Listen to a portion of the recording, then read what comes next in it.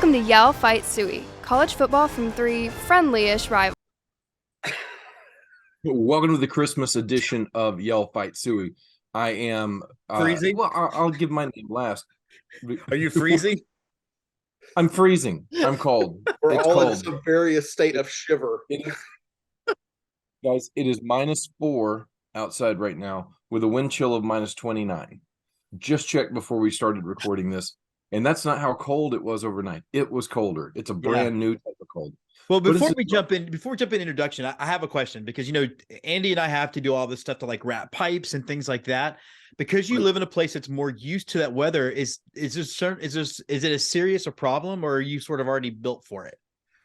I mean, cover the outside pipes and the plumbing is normally built to handle that more, but I still do all of the things that I learned to do in the South: drip the pipes, cover all the faucets outside, just make sure that Open the that water keeps cabinets. flowing through. Right. Yeah. And just don't be dumb.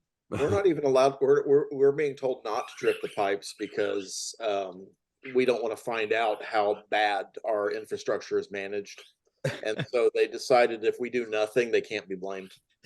Right. If you have burst pipes inside your home because you didn't drip your faucets, Right. Sorry. Yeah. Okay. Well, I was just curious because obviously I don't live up north, so just curious. All right. Yeah. Well, those discussions you've had about how much you love a certain place that we've seen that's way up north. Yeah. And they told you got to see it in the winter first. This would be a good time to go see it. It'd be a real good time to go see it. But anyway, okay. We are here for the Christmas edition of Yell Fight Sooie. Down here with us is to lead us right here in the last episode before Christmas 2000. Yeah, is going to lead us in the yell, Mr. Andy Tom Chesson. I don't know. I can't do a Texas A&M yell lead. I tried. Whoop! There's a lot of this and then some of that. I'm trying to do that little weird leg kick he does. I did, but under the desk where you can't see it. So nice. Imagine it. Nice. I'll see it next time I'm under your desk. Also with us, we have Texas Fight being represented by our very own James Christopher. Jim. Morning. Feeling like you're in a fighting mood, just to get the blood rolling so you don't freeze to death down there? That's it. And we're going, as soon as this is over, we're heading out to a farm in Georgetown to meet Santa and his reindeer. We booked that 3 weeks ago. Yeah. Mazel tov. Yeah. Layers. Right. Layers. We're going to want to go with layers. And I'm Scott McIntyre here representing the Sooie, as represented by the Hogs behind me. And fortunately, these Hogs have not entered the transfer portal like it seems every other Arkansas Razorback football player has. Guys, I mean, we're gonna talk about that here in a little while today. But let's be honest.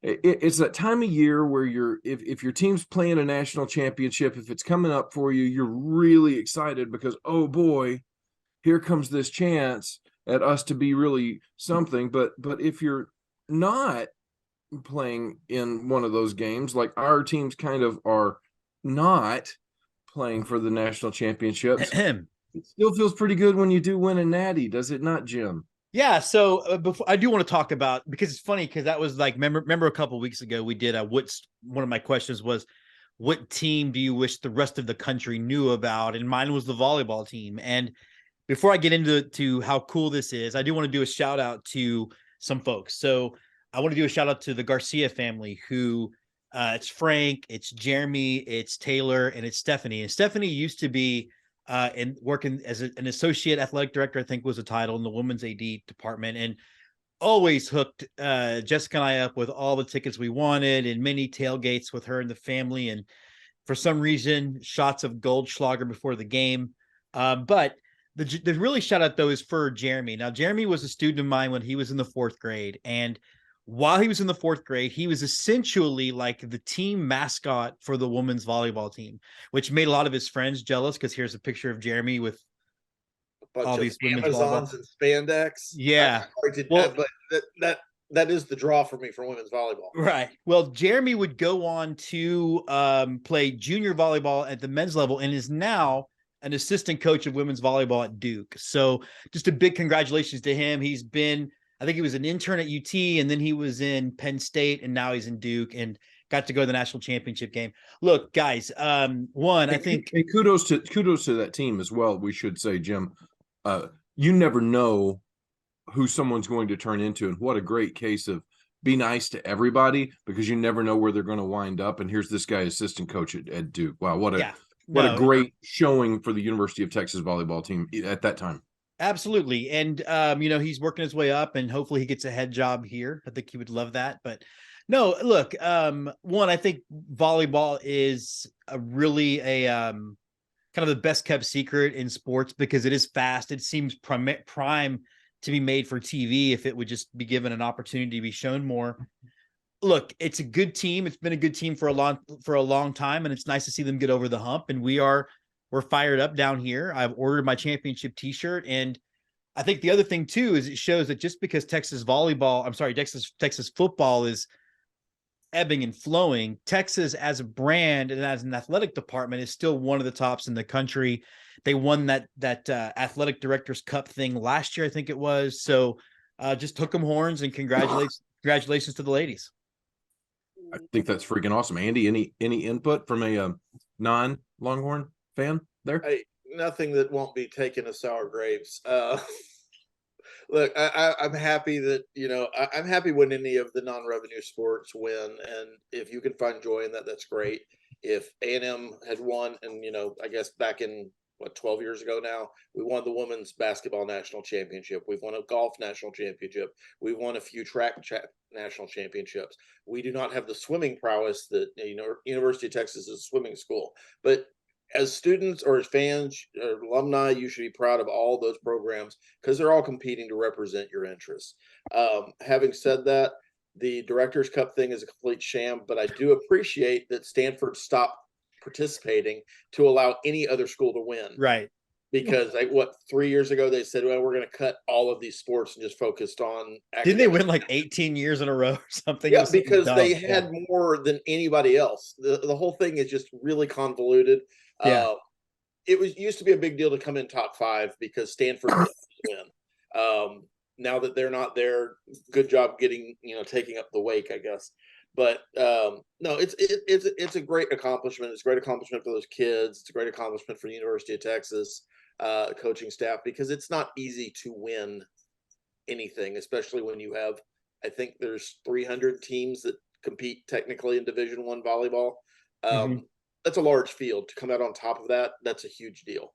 Yeah, and that's really the focus there, right? No matter what the sport is, if there are other teams playing for it, no matter what the level is, to win a championship at that level reflects not only the talent and the hard work and the coaching, but it also shows the support structure that's around a program to be able to allow them to get to that level. That's a lot of work. So congrats to the Lady Longhorns for winning that. I'm going to make a weird shift now. It feels really, really tough. I'm going to try to do this segue. Let's see if I can pull this off. All right, watch this. Here we go. So we talk about the Texas National Championship for volleyball, but then pulling it back over to football for a moment in hopes of national championships to come. See what I'm doing here? Let's talk about signing day. We just came out of the early signing day. There's nothing. You can make a room full of 40-year-old women get excited about 17-year-olds when they're going to watch the movie Twilight in theaters. You can get a room full of 40-year-old men excited about 17-year-olds when it's National Signing Day, and we're going to see where they're going. So, Andy, you haven't had a lot of good stuff to talk about for weeks now for the A&M program. I'm going to give you a chance. Still don't. I'm going to give you a chance to find any type of silver lining you would like to find now. I'm struggling, because I'll be real honest with you. Last year, and there's some circumstances around this, obviously 5 and 7 colors a lot of things in a negative light. Last year we had the number 1 class of all time by the time all the signing days were over. This year I found myself less and less interested in caring about who we signed, and it turns out we're 13 right now, but we still have like 18 slots that we could potentially fill. But my distaste is not signing day. It's just what college football appears to be turning into until some regulation gets put into it. I know that's a weird thing for this show to talk about, but we've had 22 kids decide they're going to portal out or enter early, I think. And I think Arkansas just took the lead on us, but up until like a week ago, we were leading football. And that's being one of the highest profile teams to not make a bowl game. Your kids get to announce earlier than, the rest of the football. But there's going to be another wave as soon as the bowl games are over. Sure. Yeah. I mean, that's part of all this. So it's like all you're doing by signing day now is you might get this kid for a year. And if he doesn't play immediately, you have to hold your breath that he's going to stay in your program for the second year. Meanwhile, we're shopping portal. We just got a transfer from North Carolina kid that we had, Tony Grimes, who's a very good cornerback, which we need because we've had 5 of them enter the portal. But the fact that I have to care about this shit, I want to sign a kid, develop a kid, and if we treat them well, have them stay in the program.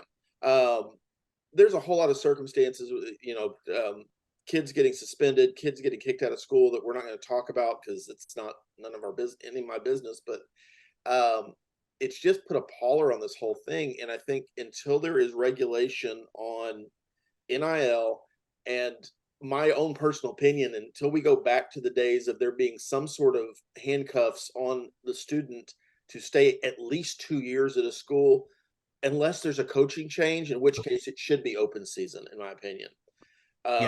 Really hard to root for the kids. I'll always root for the jersey, but that's all I'm going to be left with doing, because every year it's going to be a new group of 85 kids. And that's not college football as I know it. And I know we're going to get to Jeff Traylor's comments in a minute, but I completely agree. Yeah, it really is a new. You're not only getting excited about the high school kids that are signing, you're also looking at a transfer portal, holding your breath over who's leaving, holding your breath about who's coming in. It giveth and it taketh away. I do think that everyone involved, except maybe the players, feel like there needs to be more policing around this, and some type of regulation to limit how many people are just bailing out of these programs. But Jim, let's get back to signing day for a minute. That was a pretty good day for you guys. Well, look, you might say, to quote, it was a real neat deal. Look, Coach Mack was known to be Coach February for the longest time. Obviously, it's so funny because Scott, well, my brother-in-law Nathan is one of those grumpy Longhorn fans who doesn't care about stars and wants to see how they develop. And he's correct. However, you only go with the information you can go with, and you don't say to yourself, I'm going to recruit a bunch of 3 stars and hope they turn out. You try to get the best athlete at every position. I hope that we continue to take a step forward, because Texas has been recruiting well nonstop, right? Every once in a while, when there's a coaching change, that class might fall, but Charlie Strong had top 5 classes. Tom Herman had top 5 classes. This is right now a number 3 class. You rather be that than not that, but and obviously I'm excited and I want to see what could happen, but it would be nice to see this class continue to take a step forward like this last class did, and start to really build some true momentum, especially before we leave this conference and go play actual big boy football. Well, I think you bring up a really good point, because of the shortness that you have. I mean, basketball obviously is a different roster size entirely, but still, how many one and dones do you see there? A lot. So it's important to get that best talent. Like you're saying, if you recruit 10 2-stars that you have hope in, and that 5 of them are going to grow into what you want, well, hell, now you grow them into what you want, and 2 years later they're leaving you to go to Bama. I mean, right? Seriously, I mean, that's kind of how this works. It's hard to invest. And maybe that's what they ought to do. If you're a 2-star, you have to stay around for 3 years. If you're a 3-star, you get 2 years. I don't know. Encourage you to play better in high school so you have less of a contract. I don't know. Andy, what were you going to say?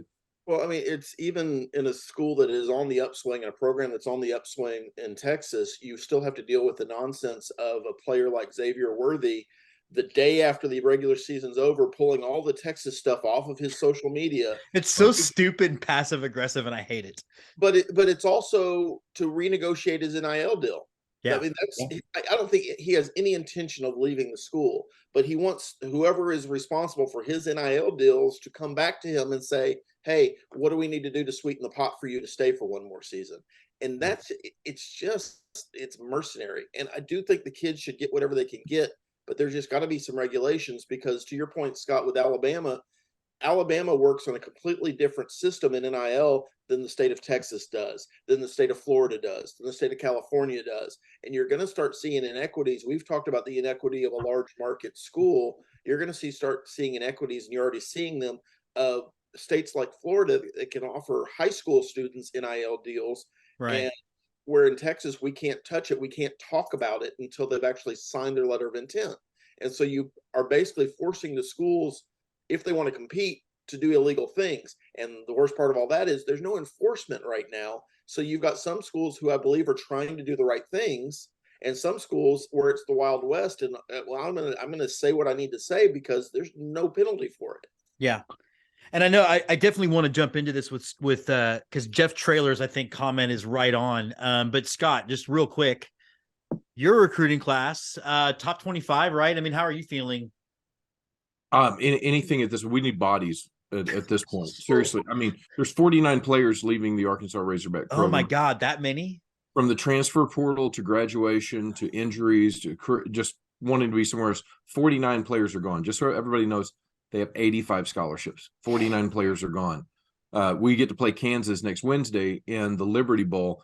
And I don't know a Razorback fan who's like, oh boy, I'm geared up for that game. Yeah. No, it's more like, are we going to have a 220-pound offensive lineman who used to play kicker because that's all we got on the bench? So I hope so, just for the entertainment value. But then again, you're pulling in people from the transfer portal. I guess my big thing, and then I want to roll on to the next topic. I guess my big thing is watching people who complain about all your players that are leaving the transfer portal and you bunch of traitors. How could you leave us? And then there's other people coming into your program from the transfer portal, and you're like, oh, they're wonderful. They're patriots. Yeah. It's like, come on, they're leaving somebody else too. It's kids taking maximum advantage of a system that is not set up well. And I know it's shocking that the NCAA doesn't enforce something well, but that's what's happening. That to me is the sad thing, because the NCAA was given basically a 10-year notice that they needed to address this problem, and chose to do nothing. And then it got to Congress, and Congress basically said that you can't inhibit these kids from earning money on who they are and what their performance is. Yep. So that's the system we have, and it's a cluster right now, which is, I think, further why the top whatever number of teams it ends up being, it's going to break away and regulate this stuff on their own, because it just isn't working the way it is. The good news is all three of us have top 21 recruiting classes. So if you care about recruiting classes, Texas right now is sitting at number 3.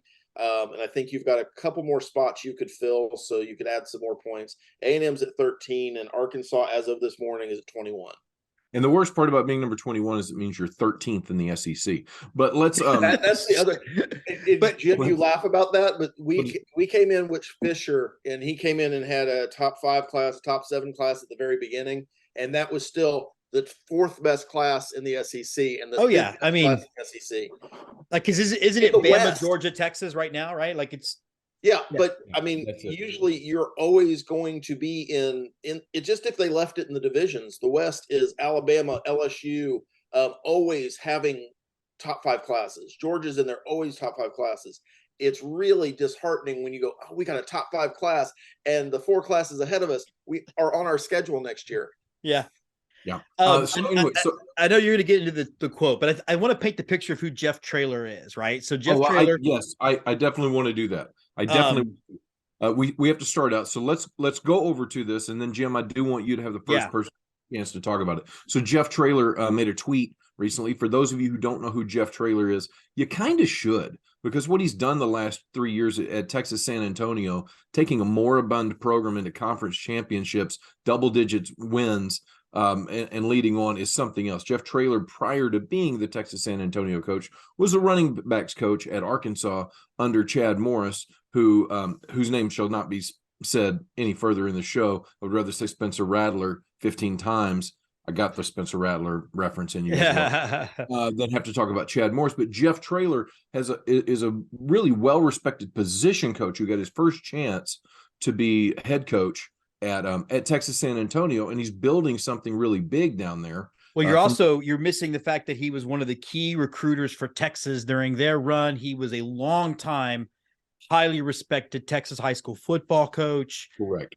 People listen to this guy because he's not Dabo Sweeney preaching from the fucking podium. Anyway, yeah, he's yeah. Our NIL here at Clemson means God's name, image, and likeness, and don't you forget it. Dabo said it. So anyway, so Jim, Jeff Traylor tweets, "Hey, the NCAA's got to do something about policing all of these transfers and how crazy it is." And it kind of seemed like he thought it was just sort of a throwaway comment, but it wasn't. And Twitter didn't respond that way. No, and you know what it reminds me of too? It reminds me of what I think is the justifiable complaint about Steve Cohen. And when I see people that are complaining about, well, your teams are owned by billionaires too. Yeah, but the fact is that he's always going to be able to outbid anyone, and he is just crazy enough to do it. So it does lead to some, at least perceived inequity. I think you're getting the same thing. We've always joked that the unwritten rule thing was that the NCAA was purely the minor league system for the NFL, right? Well, now Group of Five schools are essentially becoming a minor league system for Power Five schools. And I just don't think, I feel like we're slipping down the slope where the game that we all love is becoming less and less recognizable by the minute. And this is just the next thing that, college football is like minor league baseball for us. It happens everywhere, and no matter where you go, it's good. But it's becoming less and less that guys like Jeff Traylor are busting their ass to build something, in San Antonio, which I went there for my first year of college after the Army. We used to have T-shirts that said "still undefeated" because we had no football team then. To what it is now, all that hard work is getting thrown out the window because big schools like Texas, like A&M, like Arkansas, but also like Alabama can simply go and pick and choose whoever they want. I think it goes back to Andy's point of some kind of regulation has to be there. Yeah, and where it's gone in San Antonio to make that they play in the Alamo Dome. They weren't even pulling 10,000 people per game before Traylor showed up.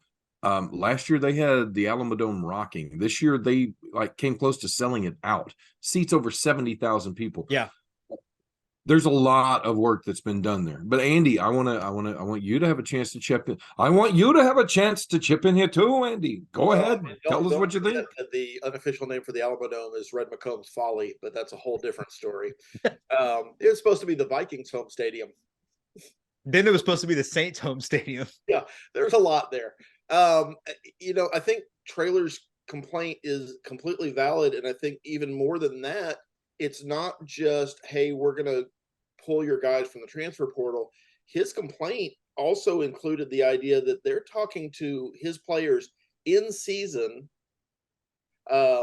during the actual do not touch my. I mean, it has always been illegal. It has always been sacrosanct for a coach, a agent, or whatever to reach out to a player that is affiliated with another team and say, hey, come play here. And it's not just waiting for the 2 or 3 guys that have really improved, have grown up in Traylor's program. It's Alabama has guys talking to their players via social media, in person, anything they can do to get their attention in season to say, hey, you should come transfer as soon as you can. And that's a different level of bullshit that these Group of Five coaches shouldn't have to deal with. Right. Because that's not coaching. That's not recruiting, that's retention. And none of these programs are set up for retention. Even Alabama has kids leave every year. Texas has 2 of them on their roster, although I think one of them is transferring back out, Argyle Hall or Agile, yeah, Hall, whatever his name is. First of all, he's going to go drive a limo for John McClain. Yes, I like him. But Andy, let me ask you this, because I want to throw this at you from a different angle. I kind of want to play devil's advocate here. So if I'm an 18-year-old and I'm working at McDonald's and I'm a really good McDonald's employee and people see that, and the woman that works at the Burger King down the road, she notices how good I am. And she comes to my workplace and say, if you ever want to be, making $1 more an hour, You can come down here with me. Is there what's the level of difference from somebody trying to be pulled over to a different job? I've been contacted by other companies, just putting feelers out there. I'm sure you guys have too. What's the difference here? What makes tampering different at this level? Well, because essentially these players have employment contracts that they are year to year, and they are as temporary as the wind blows, but they are employment contracts. You working at McDonald's, you don't get that. It's at will. Football players aren't at will. There's an idea that they sign these national letters of intent. They show up on campus. They are given a college education, at least for 1 year. And it's renewable for every 4 years. And you started seeing, before all this NIL stuff, as an aside, schools guaranteeing all 4 years of the scholarship. Right. Yeah. So if you're going to enter into a contract, that should prevent you. And if you talk to some of these kids, that's the hope when you recommit, is that I want these schools to start leaving me alone, because I've been through the recruiting process. I've made my decision, and that's great. The idea of the transfer portal being opened up is that the situation I signed up for isn't what I thought it was. I'm not getting the playing time I want. I'm not getting whatever. And they have that ability to do that after the season. Tampering in season is violating not only that employment contract such as it is, but also with this idea that you're, excuse my French, fucking over your fellow coaches. And the coaching fraternity is a insanely small community. So it's not like you don't know this guy that you're stealing players from. It's not like they don't know who Jeff Traylor is. Jeff Traylor is going to eventually be the coach at an A&M or a UT someday. Sure. That's not too far off. Jimbo keeps fucking up, and it might be in 2 years. But you get a good one though. 2 years? Wow. Okay. You're still on the you're still gonna keep him around for a while. All right. big buyout.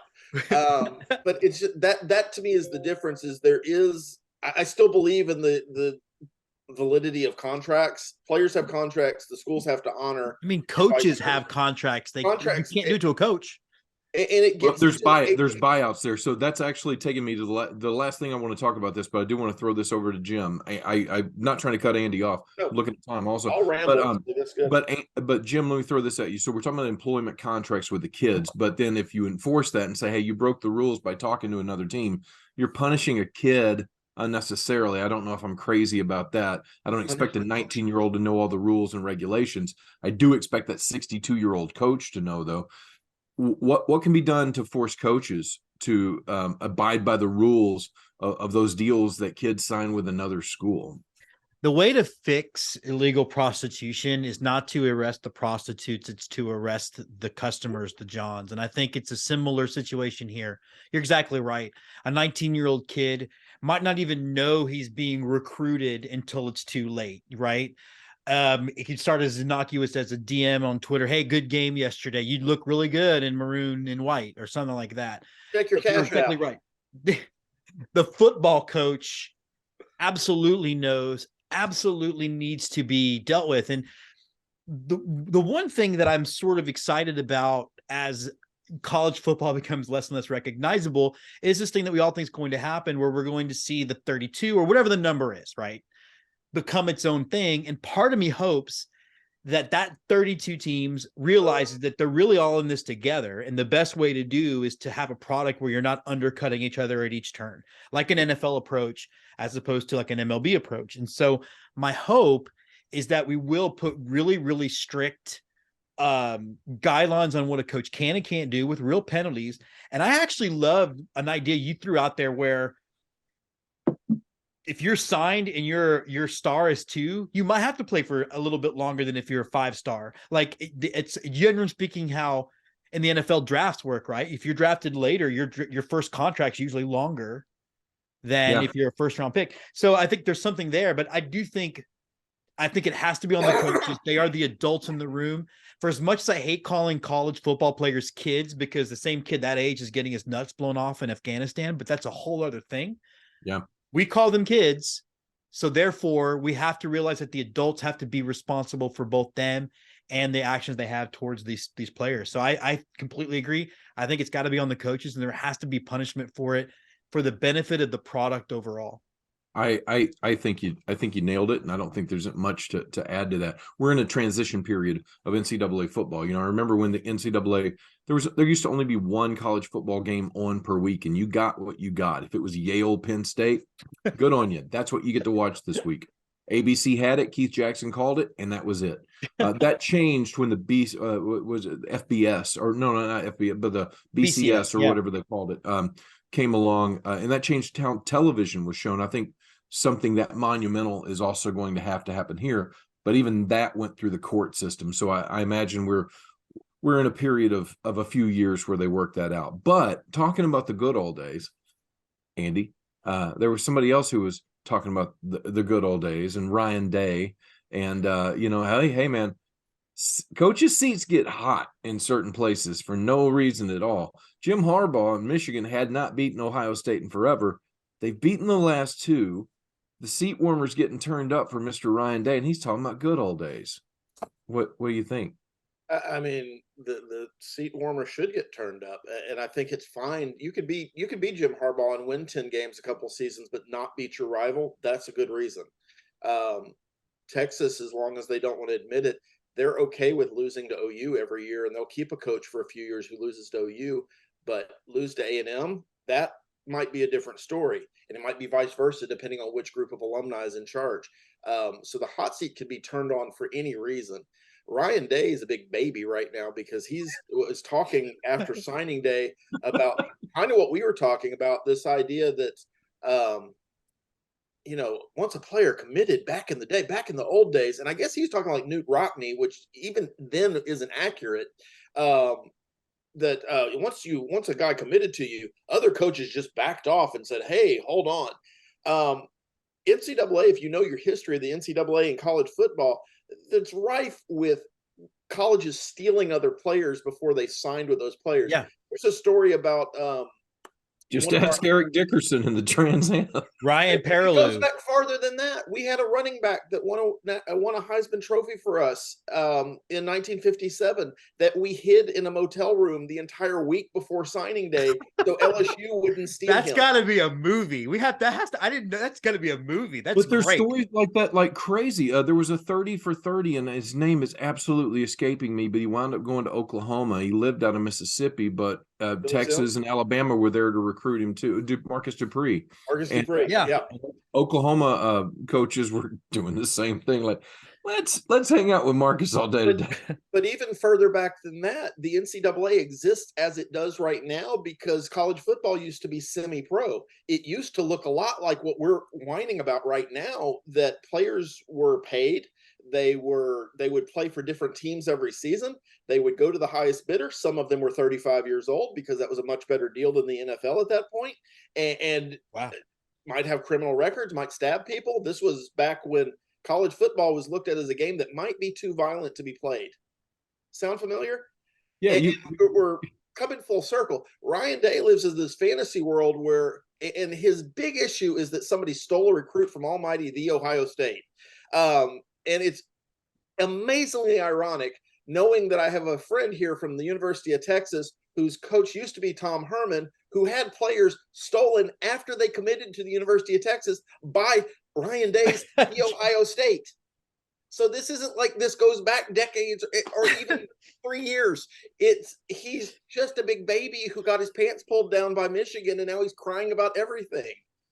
He got his pants pulled down, and he got his ass kicked on national television with his pants pulled down. Jim, what thoughts do you have here? I mean, you know, people trying to hang on to the good old days in my mind are, you know, it's like, okay, boomer. You know, what are you thinking here? Okay.